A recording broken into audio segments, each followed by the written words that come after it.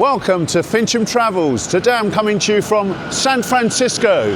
Join me for my travels around San Francisco. Okay, so here we are in a taxi and we're heading to our next destination, and the taxi driver wants to say hello. There is no taxi driver and I'm not driving this car. This car is being driven by a computer. There's a steering wheel, it's moving itself. It's a Jaguar car. There is no driver next to me here. Absolutely empty seat. There's no one in the back. This is no trick. This car is driving itself. Now, if you're in San Francisco and you fancy doing this, you too can give it a go if you're brave enough. You can download the app Waymo, W-A-Y-M-O, and you can ride in a driverless cab around the streets of San Francisco. I'm just going to wait, the lights are red, and then you'll see the wheel moving without a driver in the car.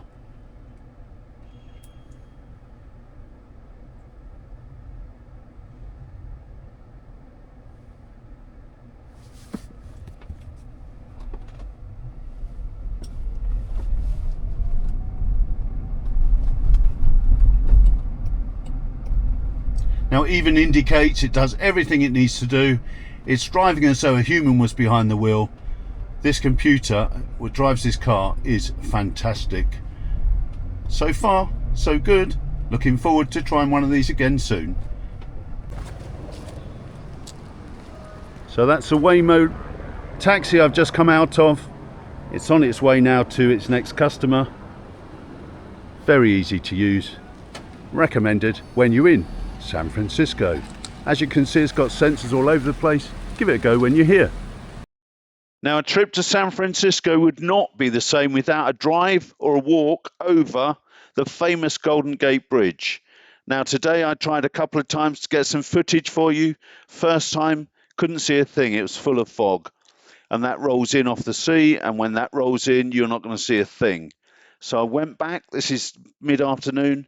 Things had warmed up slightly and the fog had disappeared, so I've got some great shots for you of the bridge. Now, this is an area on the other side of the bridge, away from San Francisco, where you can park your car and take some great shots, videos, pictures, whatever you want, of the Golden Gate Bridge. I would say go mid-afternoon, late afternoon, when the fog has disappeared, and you will get some good shots.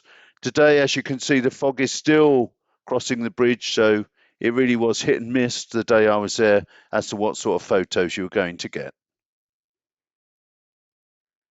So the Golden Gate Bridge was built in 1937 and it set a world record for the longest bridge span. The distance between the supports is 4,200 feet and also the tallest towers of the bridge at the time. So behind me you should be able to see the Golden Gate Bridge. There is a lot of fog, but you can just about make it out. Earlier today you couldn't see any of the bridge at all. It was completely encompassed in fog. So that is the Golden Gate Bridge. Now, you can walk across the bridge if you want to. It's approximately 1.7 miles long. It will take you between 45 and 60 minutes to walk one way across the bridge. The sidewalk's open to be able to do that 7 days a week during the hours between sunrise and sunset. And if you're driving across, the bridge is open to autos and cyclists 24 hours a day. The bridge gets over 10 million visitors a year. And like most bridges now, you have to pay a toll. Now, if you decide to walk across the bridge, there's no toll for walking across. It's only for vehicles.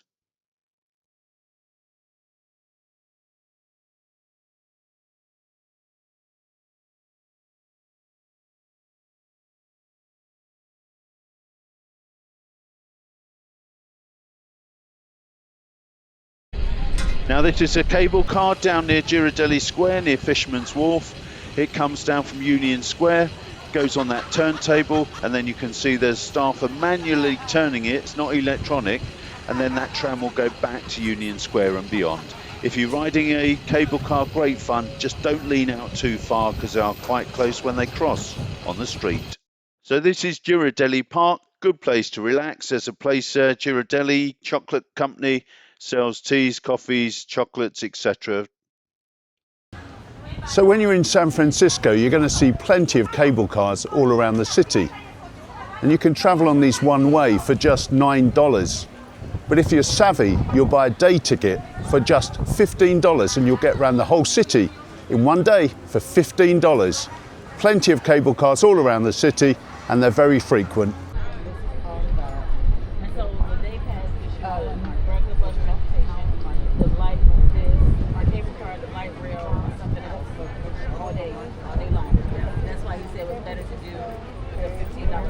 The cable car is a great way of traveling around San Francisco. You just see so much.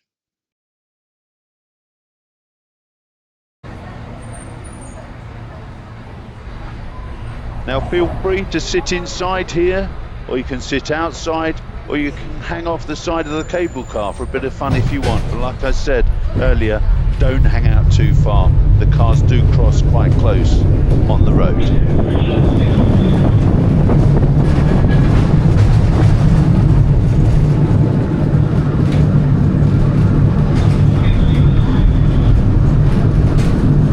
Now, the cable cars were put in place to replace the horse-drawn streetcars as the horses struggled to get up the hills. As you'll see soon, I've taken some pictures of how steep the roads are in San Francisco.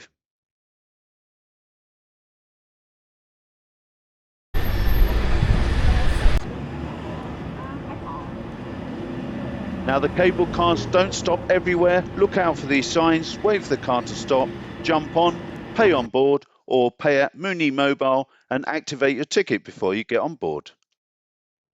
There are so many great buildings as you tour around San Francisco, and in the distance you're going to see that dome there. That's San Francisco City Hall. They're very proud of not only their City Hall, but that dome, because that is taller than the one in the United States Capitol in Washington, D.C. by 13 meters. Very proud of that, and it gives them one up on Washington. And again, a close-up there of the City Hall.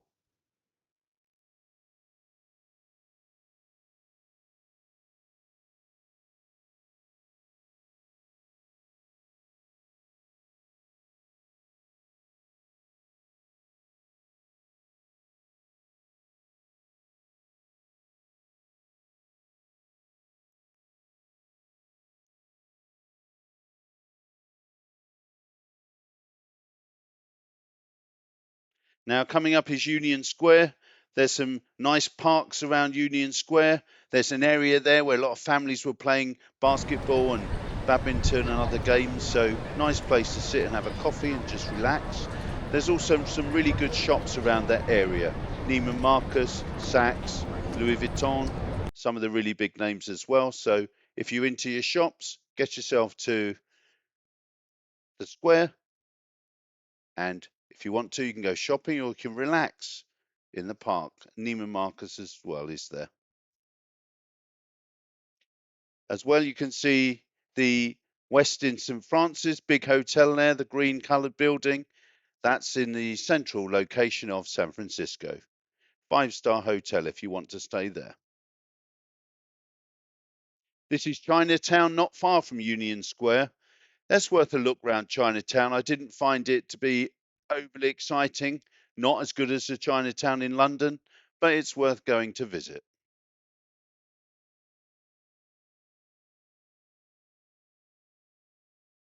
Now you can see here the very steep streets, comes a fire truck, and they're red in the middle just to warn the traffic that that is where the trams are going to be passing by, so keep clear. If the trams do see a car in that red area, they will ring the bell to warn them off.